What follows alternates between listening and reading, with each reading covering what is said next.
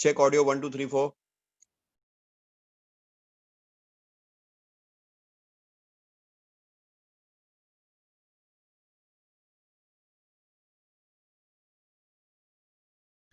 Yes, sir, you're audible, sir. Thank you, Ritu. Thank you, sir.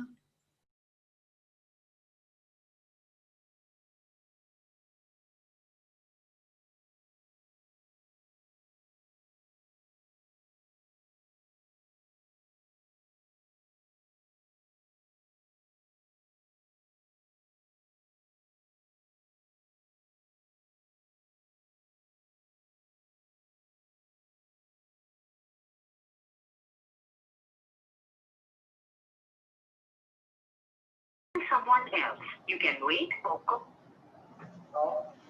इनकी audience क्या है? Audience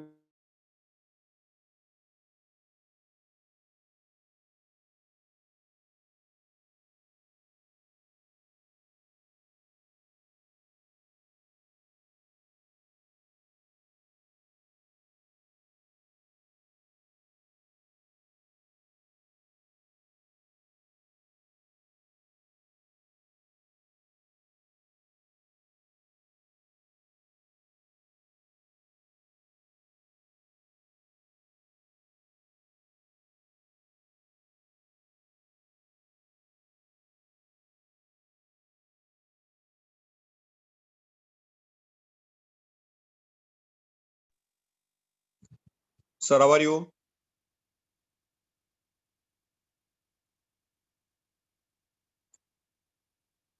Sir, you are muted.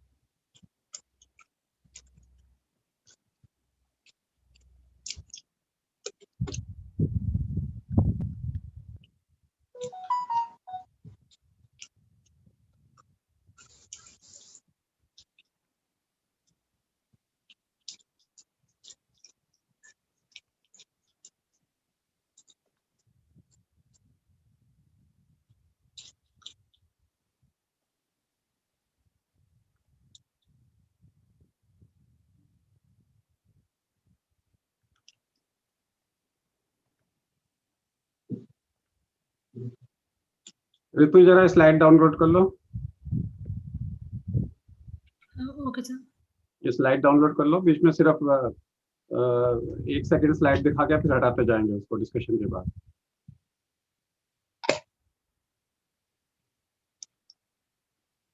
इसको live कर देना लैपटॉप में एंड मेरे फेसबुक पे। Okay, sir.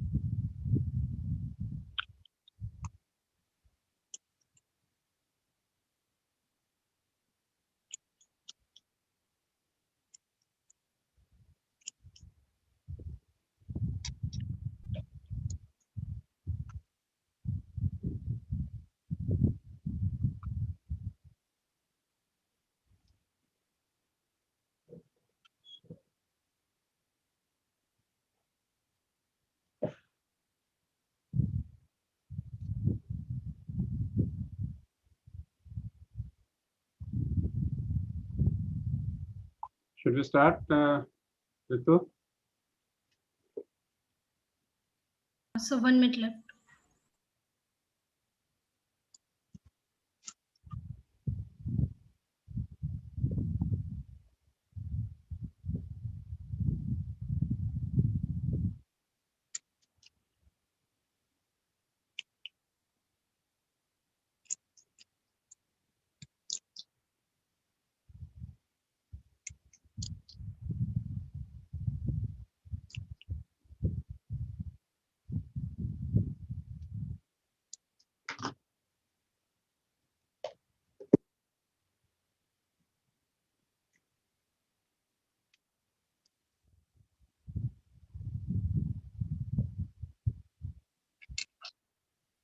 Please start, sir.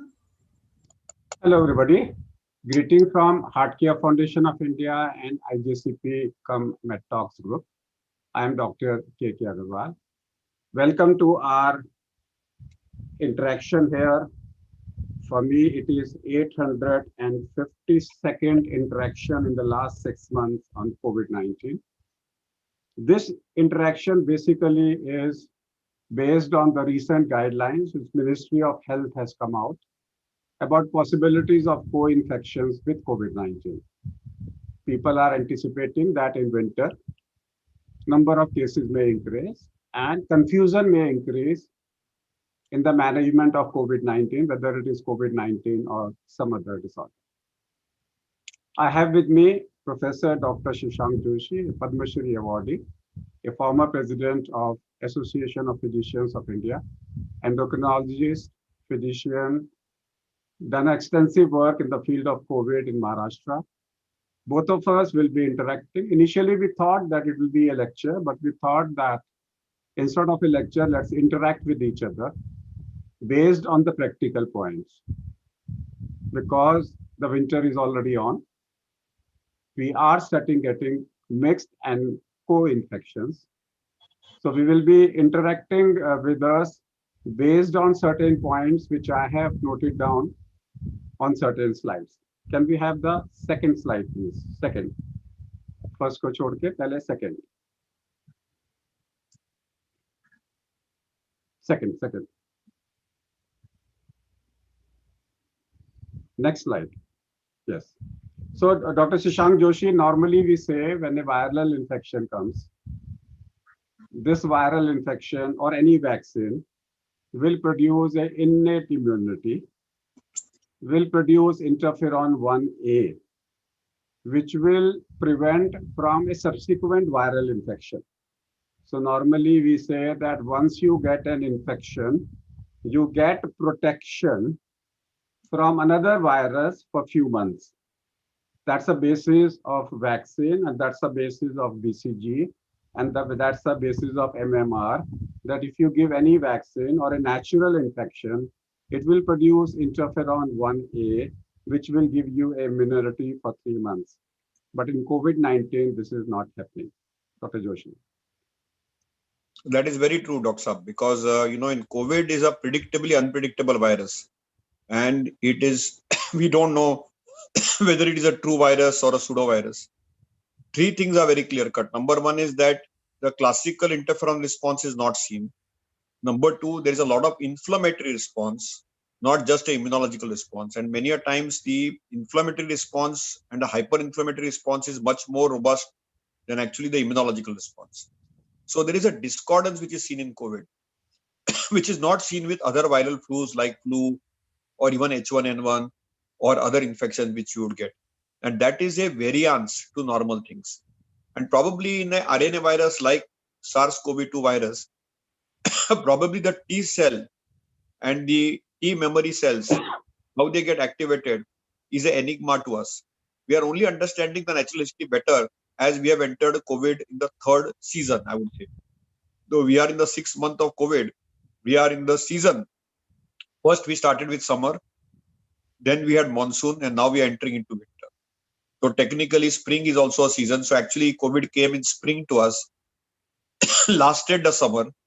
From summer, moved into really the monsoon, where it peaked because of the moisture probably. And now we are entering into winter, which has got very dense particulate matter, particularly in north of India with the smog there. And of course, the typical innate response which you are saying, sir, is very true. The interferon 1, interferon gamma is not classical. And I would say there's an atypical immunological response in the COVID biology. And as we understand better, we know that better also. The first lesson is that after COVID-19, you may not get a protection because COVID capsular and capsular protein may not produce enough interferon or may produce a delayed interferon. But the contrary may not be true. That means if you take BCG or a MMR vaccine, it may still protect you. I said may. Therefore, trials are going on BCG and MMR. Two trials are going on, that is on recombinant BCG or a live BCG vaccine. Whether BCG and MMR would protect you is a query, but definitely if you get COVID, it may not protect you from other associated infections for the next 3 months. Can I come back to the first slide? Now, Dr. Shashank Joshi has clearly said that this is a fever plus cytokine fever. So there are two fevers occurring in this condition: inflammatory fever, which is a cytokine fever, and it is also causing a fever because of the virus. The virus as an exogenous fever, which is an exogenous fever because of the virus, and there is also an inflammatory fever. And in this inflammatory fever, we have interleukins and we have TNF blocker. So TNF alpha is a local reaction, and then comes interleukin 1 beta, 6 and 8 and 18. And remember that interleukin 10 is just the opposite. Interleukin 10 is the protective phenomena. It is like a protection. So what we want is any drug, any herb, or any lifestyle which increases IL-10 and reduces IL-1 beta, IL-6 and TNF. And NLRP automatically, indirectly produces interleukins. So our objective is to find a lifestyle. Exercise reduces IL-6. Stress management reduces IL-6. Haldi, adrak reduces IL-1 beta, IL-6. They also reduces TNF alpha. Zinc also reduces at these particular levels. Now let us see, before we go back to each fever, what are the drugs which we can use in this COVID, because this is no more a simple fever, it is fever with inflammation. So we have paracetamol, naproxen, indomethacin, mefenamic acid, and nimesulide.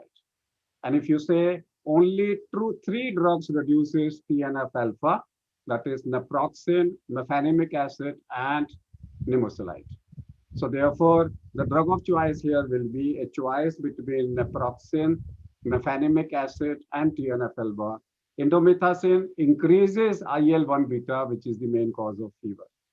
IL-6 is reduced by all.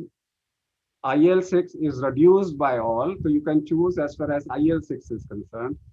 IL-8, nobody acts on IL-8. And then we come back to TNF alpha, which is reduced by mefenamic acid, paracetamol, and nimesulide. So again here, mefenamic acid and nimesulide are the two choices which reduces all aspects. NLRP is reduced only by mefenamic acid and nimesulide. Now see here that IL-10 reduced by paracetamol and indomethacin. IL-10 you can say HDL cholesterol, IL-1 beta you can say LDL cholesterol. This is how you can remember. So IL-10 is increased by nimesulide. So if we have to find out the drug of choice in this condition, if it is 0 to 14 days, nimesulide and mefenamic acid. If it is more than 14 days, then mefenamic acid. So this is how the action of this drug in inflammation takes place. If you want rapid action, nimesulide. If you want slow action, mefenamic acid. If you want to give a drug for 3 months, obviously you cannot give nimesulide because that is not approved for more than 14 days. If you want to give it in children, mefenamic acid. Otherwise, in acute phase, nimesulide and mefenamic acid are comparable to each other. Dr. Joshi. So I completely agree with you, Dr. Saab. Three things. Number one, there is a lot of inflammation and hyperinflammation. So there are good cytokines and bad cytokines. As Dr. Agarwal has very nicely pointed out, the good cytokine is the IL-10. So what boosts IL-10? Well, beyond reasonable doubt, there is a increase of IL-10 by nimesulide. And we know that actually there is a counterproductive action of paracetamol and indomethacin. So the good cytokine is upregulated by nimesulide and downregulated by paracetamol and indomethacin, therefore should be avoided. When it comes to the bad cytokines, we have fundamentally the IL-6, the TNF alpha. The IL-6 is universally reduced by everybody. But when it comes to TNF alpha, naproxen actually is counterproductive. It increases it. And nimesulide decreases it, mefenamic acid decreases it, and paracetamol decreases it. So though paracetamol may be a good antipyretic, it is not an excellent anti-inflammatory. In fact, it might actually make the good cytokine go up, and that is not something which we want, go down, sorry. So paracetamol is good for reduction of fever, but when the fever has a large inflammatory response, despite of giving what we call as paracetamol resistant fever, is because of inflammation. And that is where mefenamic acid and nimesulide, and particularly nimesulide, has an added advantage on controlling the inflammatory syndrome or the post-COVID inflammatory syndrome. And this inflammatory syndrome needs the bad cytokines to go down, the good cytokines to go up. And that's where these drugs have niched themselves in. And that's something for us to recognize. There are even simple things, as Dr. Agarwal said, good exercise will upregulate the good cytokine. We also know that if you sleep from 10 o'clock to 11 o'clock at night, the IL-10 and IL-12 goes up, which is again a good cytokine. So remember, your cytokines can be good or bad, which are the chemicals which are made by our immune system. And there are drugs which are anti-inflammatory drugs which can have a very beneficial effect, particularly in the lingering phenomenon which we see with COVID. Now, the predominant problem in COVID is not in the first 7 days. It is in the second 7 days where the inflammation is predominant. The cytokine storm is very high. And that's the time, if you give appropriately after 5 days, drugs like nimesulide, drugs like mefenamic acid, you can actually dent this whole cytokine biology and make a change. So the immunological switching, which occurs with anti-inflammatory drugs like nimesulide, is something very welcome. And that is something which we need to keep in mind in the COVID era. Sir. So this slide, which I have shown, is courtesy Dr. R.K. Sanghavi, who is an expert on cytokines, and I invited him in one of the lecture in the evening. So I have taken the permission of showing this particular slide. Can I have the next slide, please? Next. Now we come back to various types of fevers. I will come back to COVID again in the last, because that's of interest to everybody. Can I get a COVID as a reinfection? That means 2 COVID infections at the same time. That I will take it in the last. But at the moment, I will first take dengue and chikungunya. There are cases coming of dengue with COVID actively. That means you can have, while you are suffering from COVID, you develop dengue. Second is that your virus is non-replicative after 9 days. And the next 90 days, you develop dengue. And the third is after 90 days, you develop dengue. These are the 3 situations. We all know dengue is of 4 types, dengue 1, then 2, then 3, and then 4. We also know den 2 and den 4 causes more cytokine reactions. We also know dengue also causes high CRP, as we get a CRP high in corona. Dengue also causes hypercoagulable state. Therefore, a combination of dengue and corona may be deadly. And we know dengue as rising hematocrit with falling platelets. And we talk about, when it comes to corona, we say acute rise in CRP. That's what we take. We try to differentiate the two. We basically talk about dengue as a formula of 20.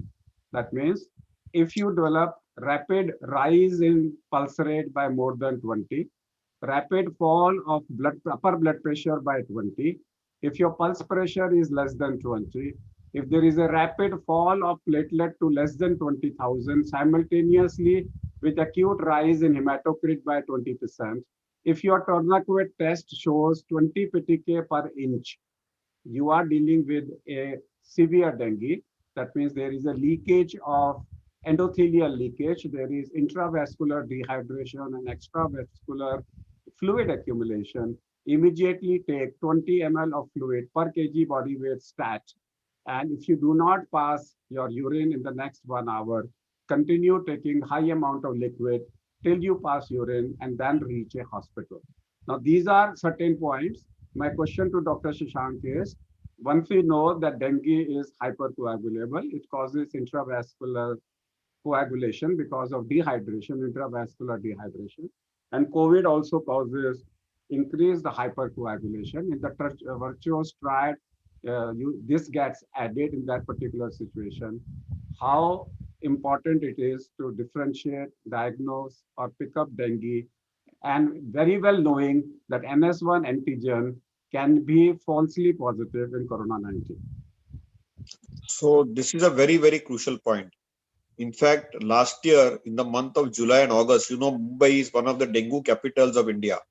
And our hospitals last year in June and August were full with dengue, and we never got a single bed. And this year, surprisingly, we had more monsoon than last year, but suddenly dengue had evaporated because of the COVID season. But there are two interesting phenomena. We have seen an admixture of COVID with dengue, which is far more sinister and far more inappropriate. So there are a lot of similarities, as Dr. Agarwal said. Dengue will have a coagulopathy which is similar to that of COVID. But in COVID coagulopathy, it is more of a thrombotic phenomenon, while in dengue coagulopathy, it is more of a platelet phenomenon. So the difference between the hematological profile of dengue and the hematological profile of COVID is very hematologically thrombocytopenia and thrombosis. That's how I would distinguish that there are two T's of the dengue thrombocytopenia and the COVID thrombosis. That's how I would distinguish. But accidentally, a lot of cytokines got done in fever profile in the city of Mumbai, because we had Vivax malaria, we had dengue and COVID, all three coming together in monsoon, which is just still not gone actually. As I talked to you, Dr. Agarwal, we still are having thunderstorms in Mumbai. And therefore, it is very important to recognize how do you distinguish a dengue tropical and a COVID, which is pandemic. So that became a challenge for us. And in that, when cytokines were done, we actually saw whatever is seen in COVID is also seen in dengue. For example, the IL-6 goes up, the TNF-alpha goes up. So the whole cytokine syndrome and the coagulopathy syndrome is very similar in dengue and COVID. The only exception is the platelets dramatically come down in dengue. The leaky capillaries are much more deleterious in severe dengue. And that is more of a microthrombi, which is a phenomenon with COVID. So as far as the inflammatory component is concerned and the anti-inflammatory component is concerned, dengue and COVID have similarities, and even their management strategies can be similar. So that's what I would like to talk about dengue. But surprisingly, I'm certain even in Delhi, this year, we did not see as much of dengue with COVID. And whenever we saw, we have actually lost cases. We actually lost 4 cases in the whole season due to dual infection of dengue and COVID. But this number we had predicted to be much larger, but probably because of better cleanliness, better hygiene quotient, somehow the other, we escaped dengue this year, and which is a good thing. One of the clinical clue is that in corona, we have low-grade fever. And if in corona, if you have a high-grade fever, invariably pneumonia is present. So if you have corona positive, and if you see fever is more than 101, and pneumonia is not there, start looking for associated some other infection. If the TLC is low, platelets are coming down, you can think of dengue as a possibility, but always go for an ELISA test, not a spot test, because spot test, typhoid and NS1 spot test may become falsely positive with corona. Coming back to chikungunya. So one more point I wanted to make. Sorry, I'm interrupting. I just remembered that the complete blood count gives you a good insight between COVID and dengue. For severe prediction of COVID versus severe prediction of dengue, if the red cell width and the neutrophil to lymphocyte ratio is elevated, it is more likely to be COVID. And if the platelets are dwindling below a lakh or 80,000, it is more likely with a normal RDW, it is more likely to be COVID. So from a simple CBC itself, you can get a reasonable insight whether it is COVID or dengue. And sometimes, as you rightly said, it could be a co-infection. So remember the number 14.5. If your RDW is more than 14.5, that's a sign you are maybe dealing with a corona illness. So remember the word 14.5. And also remember that in COVID, you get at least 1 to 2 grams of hemoglobin loss because of inflammation. And that may not be there in dengue so much. Coming back to chikungunya, remember it is not chicken, it is chikun. The word chikun comes from a posture, that is a posture inflection, a joint pain which gets improved on a flexion posture. Cannot be mixed with corona because corona spares the joints. The peripheral joints are spared. Corona may still have a spondyloarthritis type of a pain, which is a back pain, which is seen in HLA-27 type of a pain it may have. But definitely corona doesn't have a peripheral pains unless it is a very severe corona. Chikungunya cannot be missed. A person will come walking with a severe arthritis in a flex position, sitting on a wheelchair in a flex position, may have a post-viral phase, like we have a post-corona phase. Similarly, in chikungunya, the post-viral phase may last for a year, and patient may have recurrent joint pains. And characteristically, the rash is there. The rash in corona may last only for a day or two, but in chikungunya, the rash is more prominent and may last. I have not seen chikungunya with COVID, but let's try to see whether Professor Joshi has seen any case of chikungunya with COVID. So we have not seen any case of chikungunya with COVID at all. And you are absolutely right, sir, that a chikungunya patient is weeping and crying with excruciating pain, which is not seen in a typical COVID syndrome. COVID does get some amount of spondyloarthropathy. They get typically below knee joint, they will get severe cramps, and the cramps are more than the pain. While in chikungunya, the pain is more than the cramps. So that's the way it is. In dengue, it is more of the bone pains. In chikungunya, it is more of the joint pains, and it is more of the arthralgia, which is sometimes very debilitating. And most of the chikungunya patients often come to us on a wheelchair. We are weeping, crying, and they probably are getting the worst pain of their life. Again, it's like a cytokine. It's like a chronic cytopathy, I call it, the chikungunya syndrome, the post-viral syndrome. And where you, sir, very rightly said, it is the skin which distinguishes chikungunya from all other, similar chronic inflammatory syndromes which we see often in rheumatological practice or clinical medicine or infectious diseases. So when there is a pain in the joints, you need an anti-inflammatory. Again, you have choices: a paracetamol, mefenamic acid, or you have here indomethacin can also come into the picture, or nimesulide.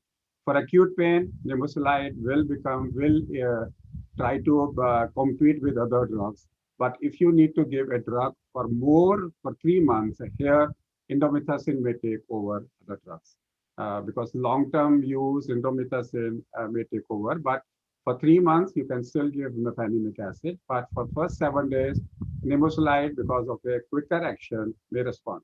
Next.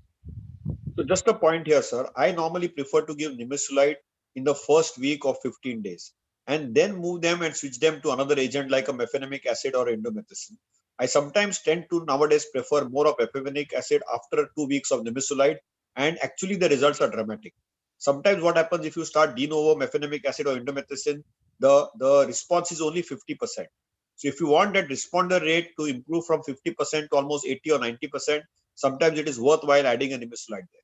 Just a small point, sorry. Nimesulide, as per DCGI, is approved for given up to 15 days. People say that it can be given for more than 15 days, but we are sticking here to DCGI recommendation of 15 days. Next. Then we come back to flu and Zika. The Zika and flu both come into differential diagnosis of corona, because corona has a corona-like illness, and flu, we call them as influenza-like illness. So today we are shifting ILI to CLI, corona-like illness. Both may have nasal involvement, but Zika will have predominantly conjunctivitis. Zika, conjunctivitis. Suddenly we remember that corona also has conjunctivitis. But Zika will have bilateral ear involvement. And in COVID conjunctivitis, somehow, without we don't understand the reason, we see more of a left eye conjunctivitis. Fever will remain the same, but yes, if you have predominant eye involvement bilateral, also consider Zika into the picture, specifically if you are dealing with a pregnant case. But when it comes to flu, it will be a predominantly nasal, but without loss of smell, without loss of taste, and the fever in flu will be higher, more than 100.4. In corona, it will be less than 100.4. Dr. Joshi. So, sir, this is a big thing. As we approach winter, the biggest diagnostic dilemma physicians will face across India and across the world, including United States, is it flu? Is it COVID? Is it flu? Is it COVID? And very rightfully said that there is a lot of nasal involvement in both of them, but the distinguishing feature will be smell and taste is lost in COVID, which is intact in flu, number one. Number two, the temperature, I call it the 100. Below 100, usually COVID, above 100, usually flu. Three, the excruciating body pains are much more prominent with flu, while it is much lesser in the COVID type of illness. And four, the dry cough, which is hacking, is much more present in COVID and probably is much lesser with flu. When it comes to the inflammatory component, probably COVID has a larger inflammatory component and flu has more of an allergic component. So one is inflammatory, one is allergic. Flu predominates on the allergy front, while COVID predominates on the inflammatory front. So these are just some semantics. Of course, it is individualized decision making. And also with flu, the likelihood of secondary infection with productive cough is higher, while in COVID, usually there is non-productive cough. So we can also remember that this is the time to take flu vaccine. October is the best time. Take a flu vaccine. Maybe it may protect you from corona also. So don't forget to take flu vaccine, specifically if you have a high risk. My definition of high risk is if your CRP is more than 1, if you have a mild grade underlying inflammation, you are at a high risk of cytokines. Next. We come back to malaria and filaria. Filaria, we see more in Nagpur, Maharashtra, and areas from where Dr. Joshi comes. We can have malaria and filaria. Both can have fever with chills. Malaria comes in the afternoon. Filaria comes in the evening. Both needs to be treated. Filaria can end up into its own complications. And if filaria is existing and end up into a tropical pulmonary eosinophilia, both have fever, chills, and rigors. One is in the day, one is in the evening. Malaria is characteristically of a headache. Now, these disorders need to be differentiated with each other and also need to be differentiated in the COVID era if they are coexistent. Dr. Joshi. So we had a huge peak of Vivax malaria with COVID recently in the last 2 to 3 months in the city of Mumbai. And malaria is a big mimic. Sometimes you may have no fever, sometimes you may have very high grade fever up to 105, sometimes you may have chills and rigors, sometimes you may not have any chills and rigors. Even chills and rigors are now a symptom of COVID. So malaria becomes, but malaria is a day fever. As you rightly said, rarely malaria is nocturnal or evening, while filaria is predominantly evening or nocturnal. And filaria basically has a fever which starts around 5 or 6 and peaks by around midnight. While malaria is typically, as you work more, you start having a graded increase in temperature. So that's how it is. It's very difficult to distinguish the two. But if you have a headache, if you have anything which is having a neuromuscular symptomatology, the malarial diagnosis is higher. And if there is no absence of neuromuscular etiology, filarial diagnosis is higher. Filaria is uncommon now, even in Maharashtra and Mumbai. It is gradually on the decline, but it is not uncommon. Sometimes you need to really, do the lymphatic system examination, the lymph nodes. You can have a tender cervical lymph node. You can have a tender inguinal lymph node. Sometimes you need to also ensure that you can get a little bit of in the male gonads. You might have some gonadal involvement. So, and you can also get the legs involved. So this is something which we see, but filariasis is increasingly getting more and more common. And filarial, syndrome is much lesser. Malaria, however, is very unpredictable, particularly Vivax malaria.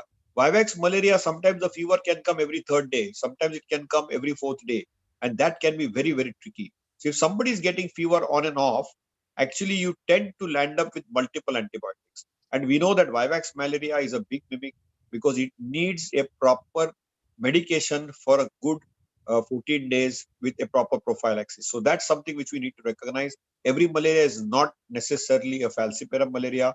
Falciparum malaria tends to be severe, and a little dull headache with chills and rigors, where the rigors predominate, and a predictably unpredictable fever is malaria. While the COVID fever is again exertional, more in the evening, and is reasonably predictable. Now, usually COVID between day 8 to day 12 sometimes can get high grade fever, but most of the time COVID fever tends to be below 101, 102. Malarial fever, as I said, is a big mimic because currently it is impossible sometimes to distinguish malaria till we get a proper smear. And also never forget Vivax.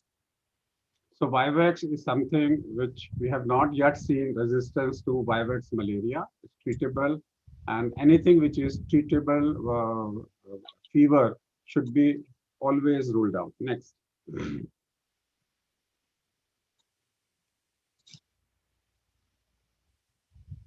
Next slide, Ritu. So I come back to leptospirosis, which is much more common in Mumbai. And we don't see that much of leptospirosis. In Delhi, we see more of a typhus as an unusual fever. So we'll pick up both leptospirosis and typhus here. Dr. Joshi. So leptospira is quite rampant in Mumbai because we get wet and our legs get wet in the monsoons and the water puddles.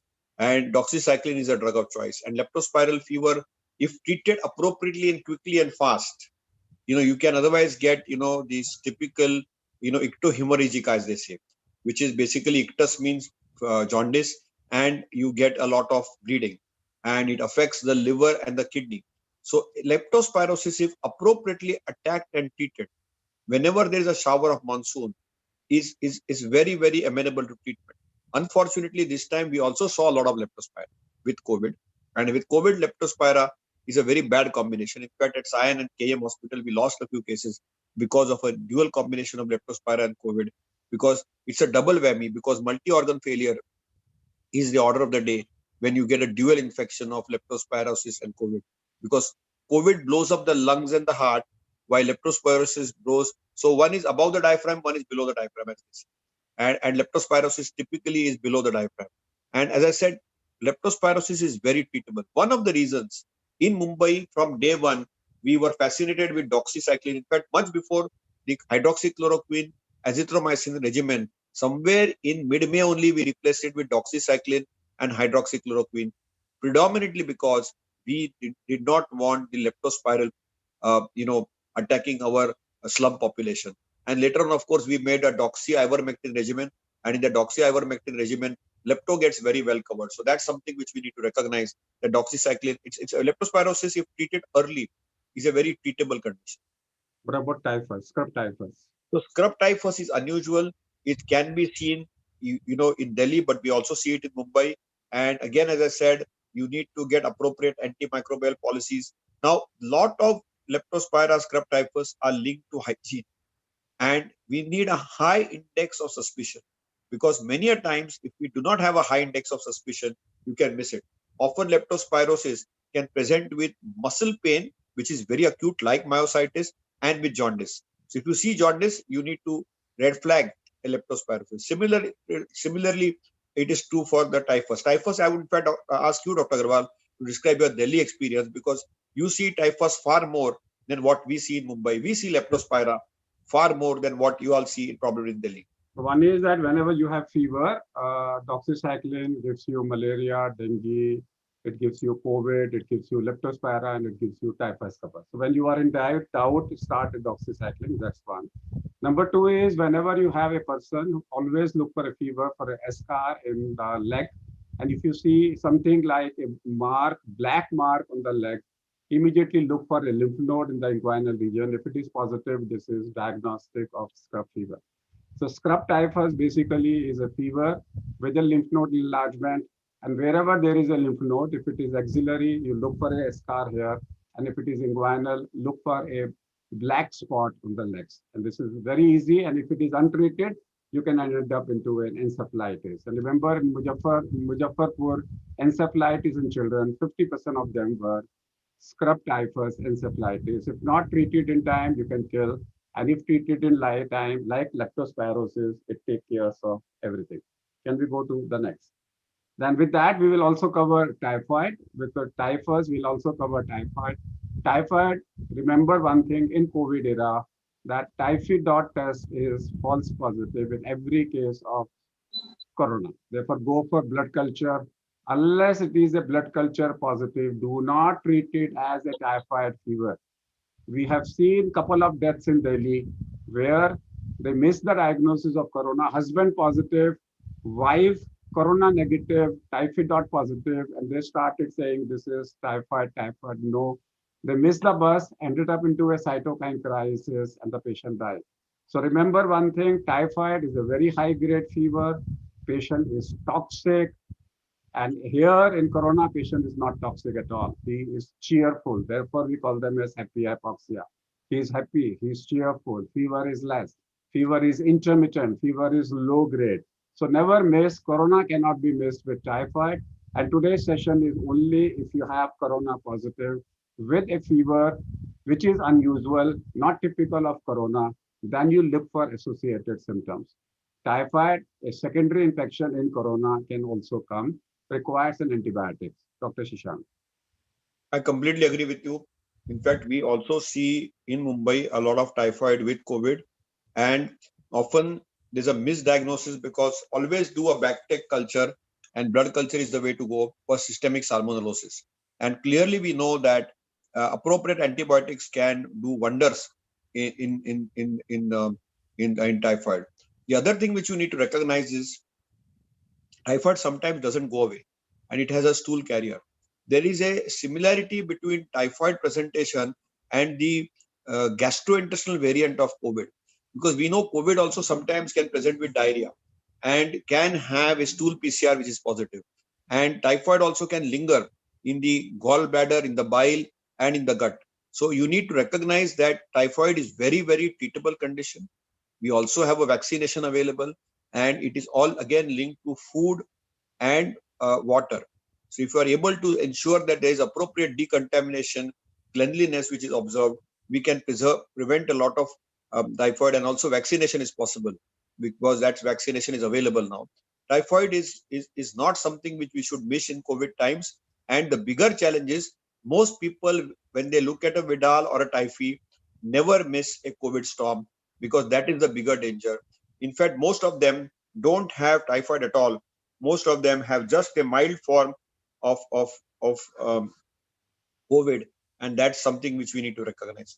The other thing about typhoid is we have also seen in COVID times, somebody was told that, I saw the other extreme, Dr. Agarwal, in Mumbai. Somebody was told that this is COVID and was treated for COVID, and after 6 weeks came with an enteric perforation and ultimately was found to have typhoid. So, because patient was treated like a sari, like COVID, and went home and landed up back in a hospital with a intestinal perforation to find out that the patient originally had typhoid. So we have seen both the spectrums. You lost a patient due to COVID storm because there was a false positive typhoid test and people thought it was typhoid. While on the other hand, we thought that this was COVID because the typhoid test was positive, was actually typhoid, and landed up with intestinal perforation. So we can see both the extremes. And therefore, high index of clinical suspicion is very, very crucial when we are distinguishing these type of microbial fevers in COVID time, because COVID is a mimic and other fevers are equally a mimic. So you need to be very, very persistent, individualized, and focused in your management. So two lessons from typhoid. One is vaccine. Once you know that typhoid can confuse, why not go for a vaccine? May give you some immunity for COVID-19 also today. And the number two thing is blood culture, and blood culture. Always do a blood culture whenever you are dealing with a fever with that. Coming back to some unusual causes of fever. We have a liver abscess, sometimes we have a TLC more than 15,000. You hit on the liver area, it's painful. and the patient may have fever with chills and rigors. Cholangitis may have fever with chills and rigors. UTI may have fever with chills and rigors. Now, why I have added this slide into this is because there is also a COVID cystitis. Classically, 50 to 60% no bacteria culture negative responds to mefenamic acid or nimesulide. That is called as a COVID cystitis. You also can have a COVID hepatitis where bilirubin may be less than 5. SGOT, SGPT may rise to less than 5 times. If it is more than 5 times, look for something else. And bilirubin, if it is more than 5, look for something else. You may have a COVID hepatitis. You may have COVID cholecystitis, which is inflammatory cholecystitis. You can have a COVID appendicitis, which is a inflammatory appendicitis without any obstruction. These are the people where they respond to the painkillers, nimesulide, mefenamic acid, etc., and steroids if the patient also has a pneumonia in such cases. Therefore, I wanted to bring this. Now, remember, in UTI, you will have fever with chills and rigors. Rigors presence usually, predominant rigors rules out COVID. COVID basically has more of chills, less of rigors. If you have more of rigors, think of malaria or think of uh, the bacterial infections in such particular thing. So therefore, if you have chills, signs of UTI, 50 to 100 per cells, and the bacteria are absent, look for a COVID cystitis there. Dr. Shashank. So I would completely agree with you here. What we have actually seen is something very unique and interesting. Most patients after COVID, when they are recovering, particularly when they are hospitalized, when they are on high dose of steroids, and particularly if they are diabetics, they are landing with a bad pyelonephritis, in fact, renal abscesses and liver abscesses. And usually I'm seeing these patients who have received particularly this tocilizumab with a lot of steroids. And usually, they are in the hospital for in the third and the fourth week of the disease. And they come home and then they start getting suddenly very high grade fever with chills and rigors. WBC count is 22,000. And lo and behold, we did a sonography, found that there was a liver abscess. In another case, recently we found 2 weeks back that patient had COVID, a patient recovered, was on a ventilator, was given high dose of steroids with tocilizumab, and came out of the ventilator, went home. In the 6th week, started getting only acute headache, nausea, vomiting, and fever up to 105. And, had, almost more than 100 per cells on sonography showed acute pyelonephritis. So remember that because we are using immunologics and steroids post-COVID, usually post-COVID syndrome, beyond inflammation, you can actually get infection and abscesses, which we need to be careful because when you are doing severe immunosuppression with steroids, this is something which you'll expect. And both the patients were diabetics, so you need to be more cautious and careful in your comorbid conditions. So coming back to the last, can we have the next slide? If not, take the viewers off. Yes. Can we have the picture? Now we come back to COVID with COVID. That means two people staying together. Can they cross-infect each other? Can COVID reinfect? In Bombay, we have seen in 40 days. Otherwise, we have seen after 30 or 90 days. That means what are the chances of co-infection with two COVID at the same time? Or what are the chances of getting a COVID infection after you have recovered from the first?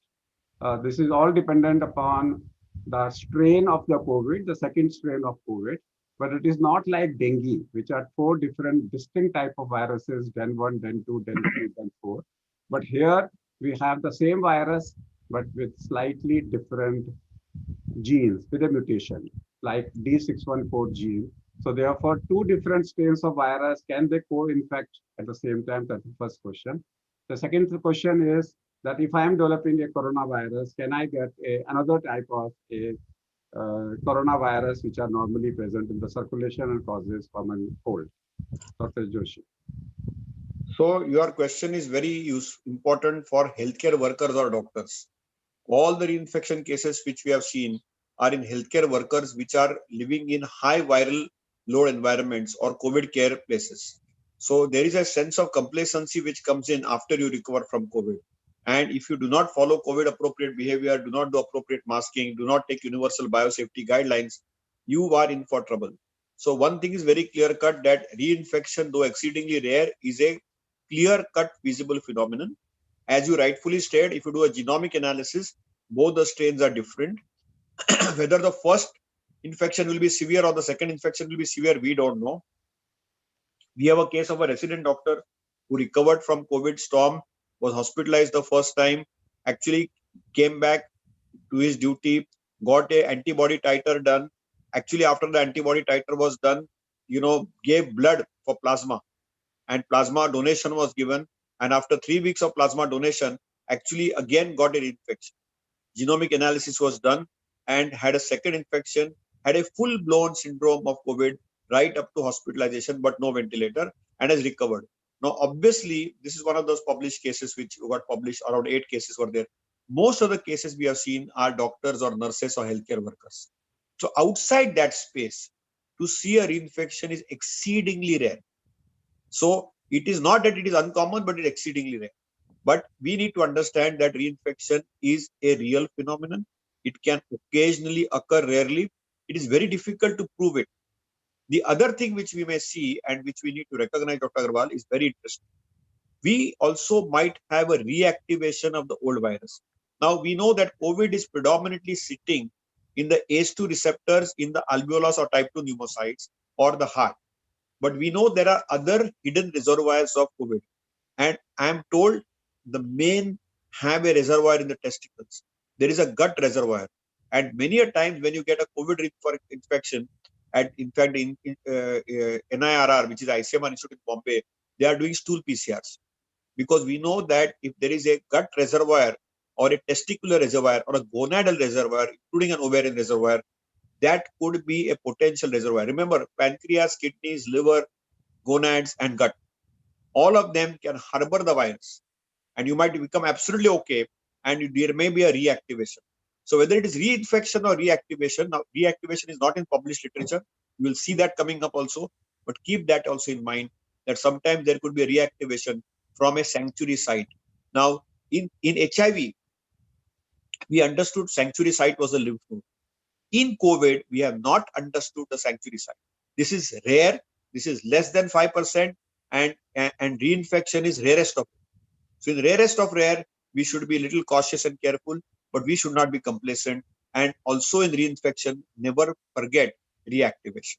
The other question which a lot of people ask is, what about antibodies? Do antibodies give me a surrogate? I had high antibodies, I gave plasma, still I got COVID. Yes, you can still get reinfection. Because you see, if there is a different genome and there might be a memory and a robust response, we don't know whether your second infection will be less or not. That only time will tell. In fact, this season, in winter, it will be very unique to see people who got the summer COVID.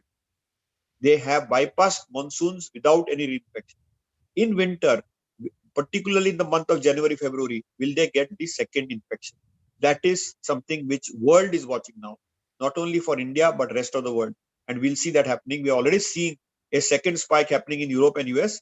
And I'm sure already temperatures in Delhi must be down now. And as the temperatures will dwindle, you will see that second peak. You will probably see reinfection, stroke reactivation. Be alert for both, be vigilant for both. But remember, it's extraordinarily rare. So I want to come back to one more thing, and that is multisystem inflammatory disease. It was seen in children, it was seen in adolescents. Now CDC says it is also seen in adults. Right. My own analysis, I want to give an hypothesis where I want the views of Professor Joshi. So I say, like you have a rheumatoid arthritis, articular and extra-articular. Similarly, this disease is pulmonary and extrapulmonary. So therefore, you have two types of COVID, pulmonary and extrapulmonary.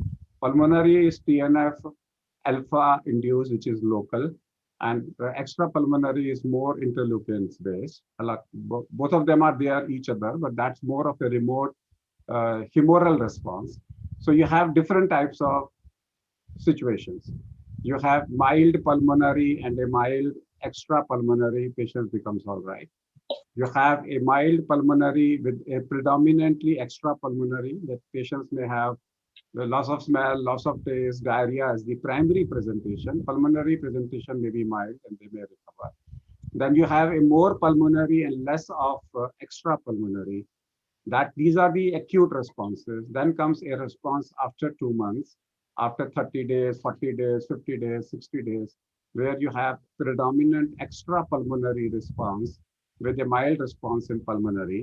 And when we say extra pulmonary response, more of IL-6, you get very high grade fever because of IL-1 beta and IL-8, very high grade fever. You have involvement of 5 different parts of the body: the skin, the eyes, the stomach, that means small intestine, and then you have involvement of the heart. And these are the areas where you get involvement. So involvement of the eye and the skin on one side, and then you have involvement of the small intestine, and then you have involvement of the blood and the liver and the involvement of the heart. And they say if one or two of these 5 organs are involved, you have a multi-system inflammatory. Now, these are the cases where antibodies are positive. Now, these are the cases probably where Professor Chiosi is talking about that either they may be reinfection, reactivation, either reactivation of the virus or reactivation of the inflammatory response due to some other external stimuli, may not be corona alone. So these are reactivation of the virus or reactivation of the inflammatory response in the presence of the antibodies, and that can cause multi-system inflammatory disease now seen in adults also. Dr. Joshi. So you are very right, sir. So you need the initial pulmonary syndrome of COVID is a locking in of the type 2 pneumocyte, or it's a very alveolar phenomenon or air sac phenomenon. While the extrapulmonary syndrome is something which is thromboinflammatory syndrome. And that thromboinflammatory syndrome is most typically seen, and this is documented by autopsies all over the world, by endothelitis.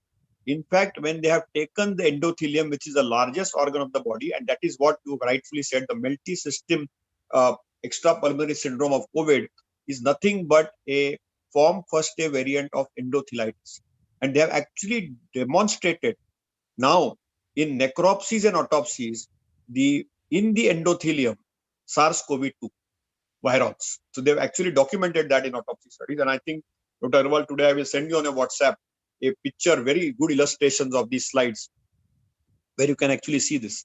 And that is why you said that the manifestations you get in these 5 organs are nothing but endothelitis. And endothelitis is now a very well documented entity in the COVID space, where there is immunothromboinflammatory phase, and it can at times linger for a very long time, which we call as protracted time. And therefore, this long COVID could be linked to this. Long COVID again has 2-3 types. One is, of course, a neurological involvement, which is called as an escape phenomenon. Then, of course, is the other long COVID, which is predominantly seen as the fibrotic version, which is the end stage lung disease, which is seen. And third is this endothelitis, which is now coming up as a multi-system disease, as you rightfully said. So in the long COVID, we have these 3 variants which are now emerging. And the escape variant neurological can be completely different. You can get a stroke, you can get a meningoencephalitis, you can get, and we are seeing that. You can get a severe form of a Guillain-Barré syndrome, you can get AIDP, you can get CIDP. So neurological is escape. Endothelitis is the multi-system state which you are saying, which can be protracted even up to 6 months, they say. But of course, we have not seen that long a time to see that involvement. And of course, third is the end stage disease left due to the war, which is predominantly lung being the site, the fibrosis. There is going to be a tsunami of lung fibrosis. And a lot of people, and I don't know, Dr. Agarwal, how many you are seeing in Delhi, but in Mumbai, a lot of people, even after post-COVID recovery, after they go home, at home, they need up 2 to 4 liters of oxygen at night, nocturnal oxygen, for anywhere between 2 to 4 weeks, sometimes up to 6 weeks. We are seeing that phenomenon. So that is the lung COVID which you are saying. And then is the endothelial COVID. So I would classify your multi-system COVID as the endothelial COVID, which the endothelial COVID is the place for NOACs, it's a place for your low molecular heparins for 3 months. While the lung COVID is the one which will probably need steroids, probably need a lot of nebulization, chest physiotherapy, Chyawanprash, immunomodulation, so on and so forth. So that's how COVID sequelae are being seen now. So Perfinex or Perfenidone is another drug. So normally what we tell people is you buy a peak flow meter and let the patient by keep his peak flow meter best and try to achieve and see whether he has a residual damage or not. So peak flow meter with SpO2 should be able to give him a good lung rehabilitation program at home. All such cases need a good lung rehabilitation. For them, the only two equipment required is SpO2, 6-minute walk test they do, and they see whether their oxygen is still falling or not, and they see their lung capacity by peak flow meter. Coming back to the last couple of discussion, can we come back to the slide number 2 again? Rituji? And before the slide comes, I want to talk about fatigue, and fatigue. Characteristics of this disease is fatigue during and after fatigue. How do you handle the fatigue in such cases?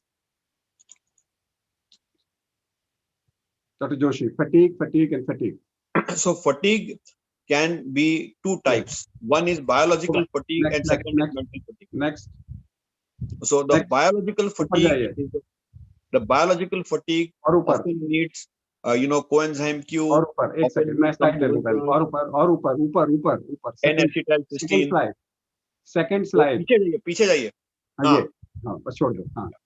So the biological fatigue is the one which will need, biological fatigue has some, what I call residual, just like you have the residual heart risk. I call it the residual cytokine overlay. And that chronic fatigue, which has a chronic inflammatory state, which is, in a state of stasis. As I said, these are the wounds which are there. That fatigue might need N-acetylcysteine, might need some form of a Chyawanprash, might need some form of coenzyme Q, and probably the biological fatigue is a very tough nut to crack, where there is a lot of neuromuscular syndrome which is seen. The mental fatigue is equally common, and often both of them coexist. The primary reason in mental syndrome is because most people suffer from post-traumatic stress disorder.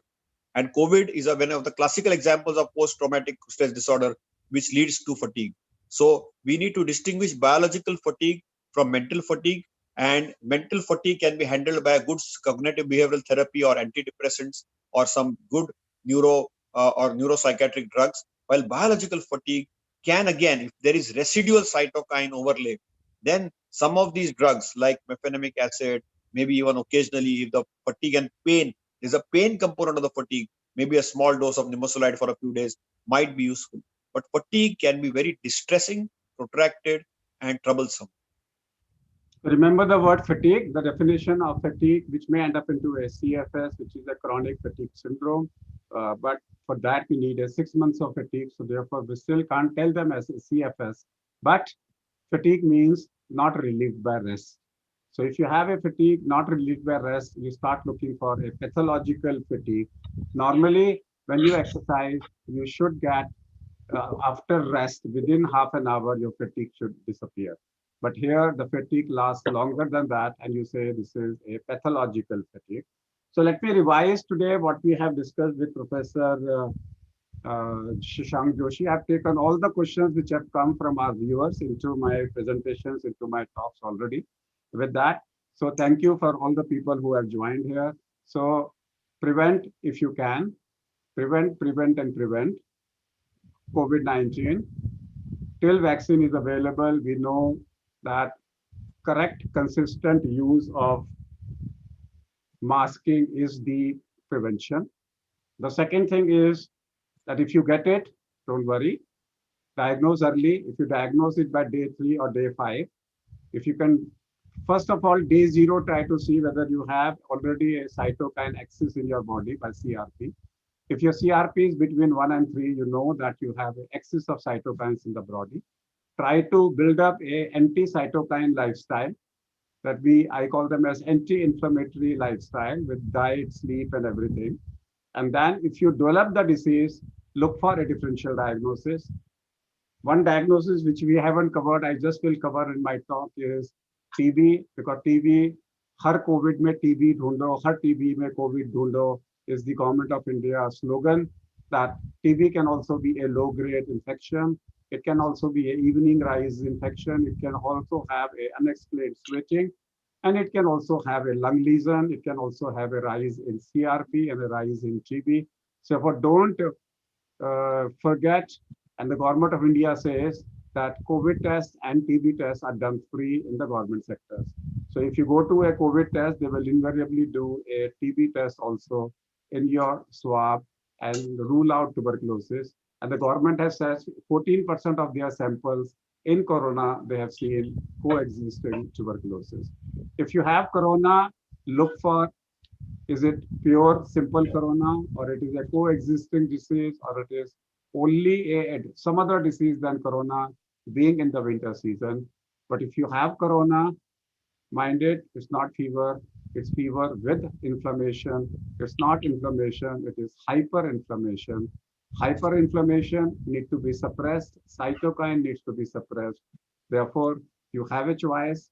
And when we have calculated ourselves between paracetamol, naproxen, indomethacin, mefenamic acid, and nimesulide, we are of the opinion for first 14 days, because of a rapid action, nimesulide and mefenamic acid will compete with each other, depending upon your preferences. And after 14 days, if you want to get it for 3 months, then mefenamic acid will be the drug of choice in such a situation. Fatigue, again, you may need anti-inflammatory. So remember the formula. By day 10, bring your CRP to less than 10. And by 28, bring your CRP to less than 2.8. And that's 3. So remember the formula of day 10. Day 10 is the time when your virus becomes non-replicative. Make sure that your CRP is less than 10. That means it's recovering. And day 28 is the time when you expect your antibodies have formed. Bring your CRP to less than 2.8, which is less than 3, which means you have shifted from inflammation to mild inflammation. And then by day 90, aim it to bring it to less than 1. So by the day 90, when you go into a non-COVID phase, your CRP should be back than 1. By day 28, should be less than 2.8. And by day 10, it should be less than 10. If you treat now, start thinking about cytokine, start thinking of TNF alpha, start thinking of IL-6. So whenever you ask anybody, somebody comes forward and say, this drug is good, you ask him whether it increases good cytokines or not, whether it reduces bad cytokines or not. Like a good cholesterol and a bad cholesterol, you have good cytokines and a bad cytokine. I will request now in the last, Professor Joshi to give 5 take-home messages. So as Dr. Agarwal has rightfully said that COVID is a big mimic, and the first 10 days of COVID, there is active replication of the virus, where the virus is at the supreme. But after that, it is all inflammation, hyperinflammation, and the immunology takes over. And this inflammation can last for 3 months, for 6 months. And we spoke of fatigue, we spoke of inflammation. Anti-inflammatory drugs are the only drugs on planet Earth which are far more effective, not only for symptom control, but also to save lives. We have seen, starting from steroids with various monoclonal antibodies and simple anti-inflammatory drugs, whether it could be a simple drug like a simple nimesulide, can actually also make a difference in COVID care. COVID care is a lot of common sense. The only thing which works in COVID is oxygen, prone position, and supportive care. All other therapies are in research mode. But in the research mode, inflammation is a big component, and so is infection. Never forget, today's whole theme was in COVID, never forget associated co-infections. And whenever we are looking at associated co-infections, whether it is a dengue, whether it is a malaria, whether it's leptospira, chikungunya, everything, as Dr. Agarwal has very nicely tried to collate, never forget that we could always be having another co-infection, which is very, very easily treatable. All the drugs with COVID are repurposed. Anti-inflammatories are easy, cheap, effective, and can be used. And if the pain predominates, inflammation predominates, CRP predominates, a simple drug which acts quick like nimesulide can actually reduce the bad cytokines, improve the good cytokines. And mefenamic acid can be continued if it keeps lingering beyond 2 weeks. That's the take-home message for today. Thank you, Dr. Agarwal, for having me once again with you.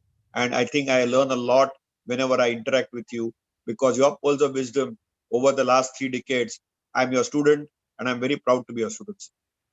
Thank you, Professor Joshi. But remember one thing, when we are talking about cytokines, there are also mental cytokines, as Professor Joshi has said. And that gives us a happy Navratri from tomorrow. In this Navratri, you can practice a cytokine, anti-cytokine diet, and anti-cytokine mental diet. So remember that if you really do a good Navratri, go back to a fasting, 50% fasting, less diet, more of a fruit diet, dry fruits you can take, and control all your negativity in the mind in 9 days. Get your CRP done today and take it for granted after 9 days, your CRP will be lower. So all those people who are practicing and celebrating Navratris, get your CRP done before and after and show a change that yes, holistic treatment also makes a difference. That's all for today. We'll be back with one more seminar. I thank Dr. Shashank Joshi to be here. It was lovely having him with me. Thank you very much. Stay tuned. We'll be back. Namaskar.